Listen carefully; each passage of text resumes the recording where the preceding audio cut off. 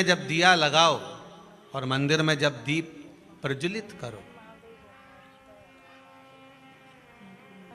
उस समय पर जब मंदिर में दीप लगाएं और मंदिर में जब दिया प्रज्वलित करें, अगर गोल बाती है तो वो तो दिए के बीच में ही होगी, फूल बाती है तो वो दिए के बीच में होगी।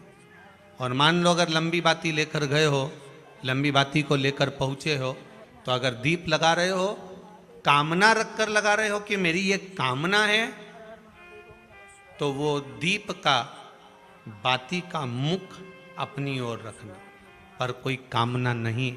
हम भगवान को केवल इसलिए रिझा रहे हैं कि मेरा भोलेनाथ मेरा भंडार भरे और मेरे घर में सुख समृद्धि दे। तो दीप की बाती का मुख भगवान की ओर होना चाहिए कि हमने तेरे भरोसे पर छोड़ दिया।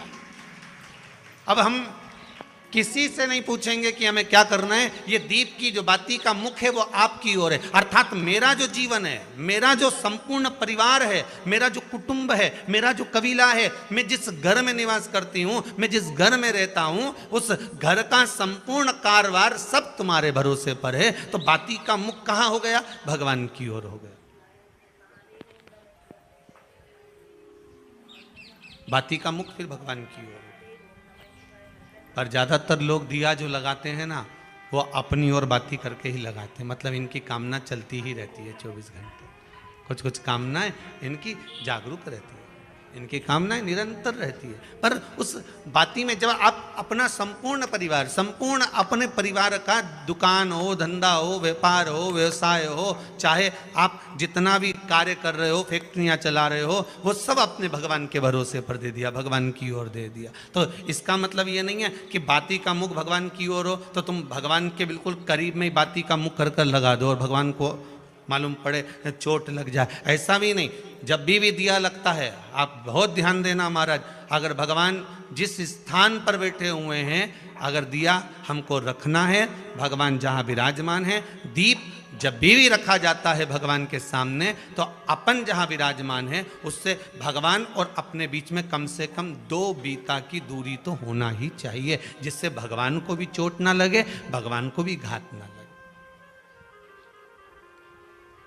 तुलसी महारानी को जो दिया लगाया जाता है वो तुलसा महारानी से दूर लगाना चाहिए। तुलसी के क्यारे में दीप लगाने का प्रमाण नहीं है कि तुम तुलसी के क्यारे के अंदर दिया लगाओ। पहले तो ऐसा नियम था कि तुलसी का जो क्यारा बनता था उसमें एक नीचे अलग से दिया रखने की जगह बनती थी, तो उसमें दिया रख दिया जाता था। आज के ज़माने में इतनी जगह ही नहीं कि वह में रखो, तो लोग वो कुंडा में धर के आ जाए। अब वो कुंडी में रख के आए, मालूम पड़े तुलसी महारानी का पत्ता मुरझा जाता है, तुलसा महारानी भी ऐसी मूर्छित हो जाती है, तुलसा महारानी भी चारों तरफ से वो दिए की लो से जल जाती है। ऐसा दीप लगाने का कोई फायदा नहीं, ऐसे दीप की कोई महत्वता नहीं है। किसी को कष्ट देकर, किसी को परेशान कर कर, देवता हो चाहे आप हो, आप किसी को कष्ट देकर, किसी को परेशान कर कर अगर भजन कर रहे हो तो उसका कोई सुख नहीं है हमारा, उसका कोई आनंद नहीं है। किसी को भी कष्ट देकर अगर आपने भजन भी किया, यज्ञ भी करा, दान भी करा, पुण्य भी करा, सत्कर्म भी करा, भजन भी करा, उसका कोई तत्व नहीं। शाम को 4 बजे से लेकर 7 बजे के बीच में शंकर और पार्वती के भ्रमण का समय रहता है। मेरे देवाधिदेव महादेव और माता पार्वती के भ्रमण का समय, भगवान शंकर पार्वती घूमने को निकले। इसलिए हमारा सनातन धर्म कहता है शाम के समय पर माताओं को झाड़ू नहीं लगाना चाहिए, शाम के समय पर माताओं को चूड़ी बिछिया नहीं बदलना चाहिए, शाम के समय पर माताओं को मांग में सिंदूरा नहीं भरना चाहिए, शाम के समय पर माताओं को बाल नहीं बांधना चाहिए, शाम के समय पर माताओं को चौखट पर नहीं बैठना चाहिए। उसका कारण क्या है? क्योंकि पार्वती जी ने भगवान भोलेनाथ जी से कहा था कि तुम मुझे रोज शाम के समय प्रदोष काल में भ्रमण के लिए लेकर जाते हो, मेरे लिए आज्ञा क्या है? शंकर भगवान ने कहा सुनो पार्वती, मंदिर के अंदर नंदी रहता है, जाने वाला यात्री जब मंदिर में मेरा दर्शन करने आता है तो नंदी के कानों में कहकर जाता है कि शिव जी को मेरे यहाँ लेकर आना। मैं नंदी के अनुसार उनके घर जाता हूँ, मेरा काम है उनका कल्याण करना और तेरा काम है उनके घर की नारी को अखंड सौभाग्यवती का वर प्रदान करना, ये तेरा काम।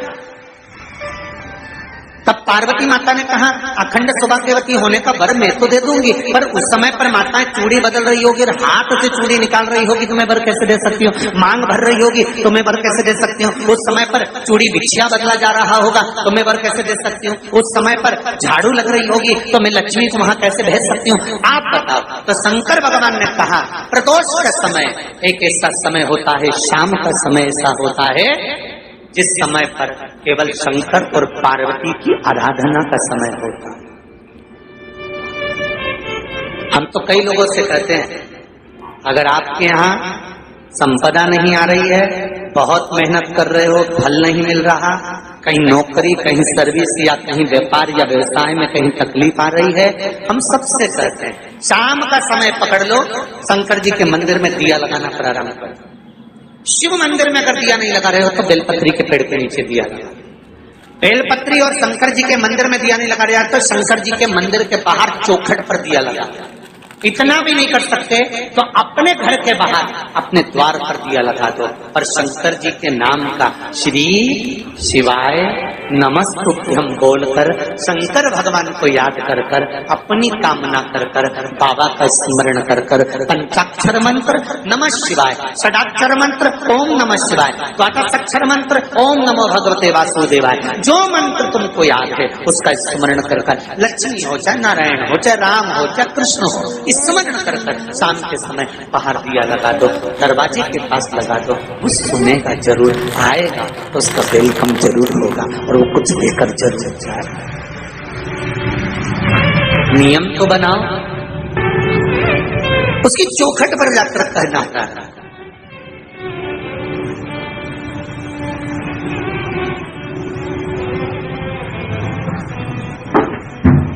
बृहस्पति महाराज ने कहा कि शाम का समय जो प्रदोष का समय होता है उस समय पर इंद्रदेव तुम शंकर जी की आराधना करो।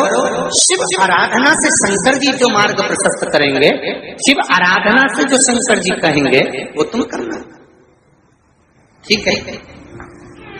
आराधना करी बाबा भोलेनाथ जी।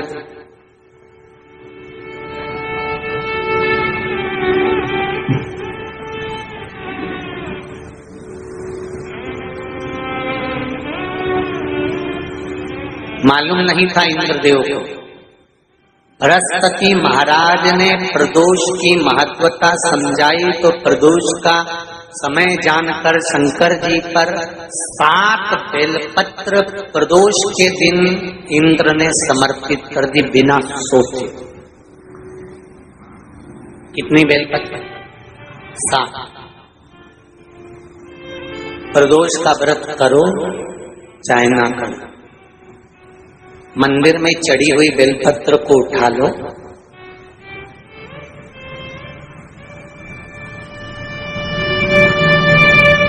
बेलपत्र का ब्रह्म कमल बना लो,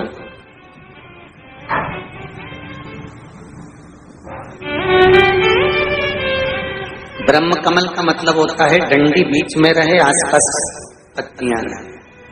7 पत्ती का ब्रह्म कमल बनाकर, जैसे ये पत्तियां हैं एक जैसी रखी हुई हैं तो इसको फैलाइए, 7 पत्ती को आपस में फैलाकर ब्रह्म कमल बनाए। प्रदोष का व्रत करें ना करें, जरूरी नहीं है कि वृक्ष से ही पत्ती लेकर आओगे तो ही शंकर जी को चढ़ाओगे। शिव जी पे से चढ़ी हुई उठाकर धोकर ब्रह्म कमल बनाकर बाबा से विनय कर कर, हे प्रभु आज मैं इस काम के लिए जा रहा हूं, बाबा मेरा यह कार्य है, बोलकर श्री शिवाय नमस्तुभ्यम बोलकर शिवलिंग पर समर्पित कर दो। दिन भर के प्रदोष व्रत का फल बाबा एक बेलपत्री समर्पित करने पर ही प्रदान कर देता है। शिव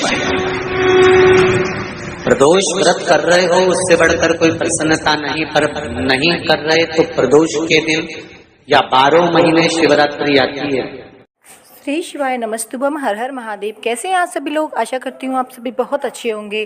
देखिए, जो भी मेरे चैनल पर पहली भाई बहन पहली बार आए हैं वह मेरे चैनल को सब्सक्राइब कर लें। मेरी वीडियो कैसी लगती है कमेंट में हर हर महादेव लिखना ना भूलें। देखिए, आज का उपाय बहुत ही अच्छा उपाय बताया है। प्रदोष काल में अगर आप एक दीप अपने दरवाजे पर लगाते हैं तो धन का आपके यहाँ भंडार भर जाएगा, लक्ष्मी का आगमन होगा। कहते हैं प्रदोष काल में शिव पार्वती भ्रमण के लिए निकलते हैं तो नंदी के कान में जाकर अगर आप मंदिर जाते हैं तो उनके कान में अवश्य कह के आएँ कि भ्रमण के लिए आप शिव जी और पार्वती को लेकर आते हैं प्रदोष काल में शाम के टाइम, तो हमारे यहाँ अवश्य लेके आएँ। तो ऐसे कान में कह के आना है नंदी के कान में, और आपको आना है घर। शाम को आपको एक दीप लगाना है, शाम को अपने दरवाजे के पास लंबी बाती का लगाना है घी का, और आपको प्रज्वलित करते समय यही बोलना है कि हे नंदी बाबा, आप शिवजी पार्वती को भ्रमण करने के लिए लेके आए हैं तो हमारे यहाँ उनको लेकर अवश्य आएँ। पृथ्वी पर प्रदोष काल में शिवरात्रि में एकादशी पर शिव पार्वती पृथ्वी पर भ्रमण के लिए आते हैं, तो इसलिए आपको दरवाजे पर एक घी का दीपक अवश्य ही लगाना चाहिए।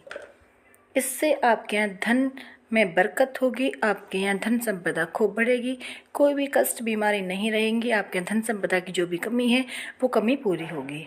जिस व्यक्ति के यहाँ धन की बहुत कमी है, कष्ट बहुत ज़्यादा है, विपदा आ पड़ी है, समझ नहीं आ रहा है क्या करें, तो प्रदीप मिश्रा जी ने शिव पुराण में बता दिया है कि अगर आपके यहाँ ये सब परेशानियां हैं तो आप एक उपाय अवश्य कर लें। प्रदोष काल में एक दीपक अवश्य लगाएं। देखिए, अगर आप मंदिर नहीं जा सकते या आप शिवालय नहीं जा सकते, बेलपत्र के पेड़ के पास दीप नहीं लगा सकते, तो एक अपने दरवाजे पे अवश्य ही लगा दें। देखिए, वैसे बहुत ही शुभ उपाय बताया गया है कि बेलपत्र का पेड़ अगर आपको कहीं मिल जाए तो उस पर एक दीप प्रदोष काल में आप शाम के टाइम ज़रूर लगा कर आएँ। इससे आपके यहाँ जो भी धन की कमी है वो पूरी हो जाएगी, जो भी आपके यहाँ कष्ट है वो समाप्त हो जाएगा, आपकी जो भी मनोकामनाएं वो पूर्ण अवश्य ही हो जाएंगी। प्रदीप मिश्रा जी ने अपनी कथा में ये भी बताया है, उनका ही उपाय सुनकर मैं आपको बताने का प्रयास कर रही हूँ। जो भी व्यक्ति प्रदोष काल में शाम के टाइम मंदिर जाकर एक दीप लगाए, जो भी अपनी कामना है, कामना को जानकर आपको रखकर अगर दीप लगानी है तो वो लंबी बाती का दीप अब लगाते वक्त उसका मुख अपनी तरफ कर कर ही लगाएं। अगर कोई कामना नहीं है, वैसे ही आप शिव जी को रिझा रहे हैं, आपके यहाँ धन संपदा हमेशा रहे, आपके यहाँ सुख शांति बनी रहे, तो आप उस दीप का मुख शिव जी की तरफ कर दें। अगर आपकी कोई कामना है तो उस दीप का मुख अपनी तरफ लगाएं। लंबी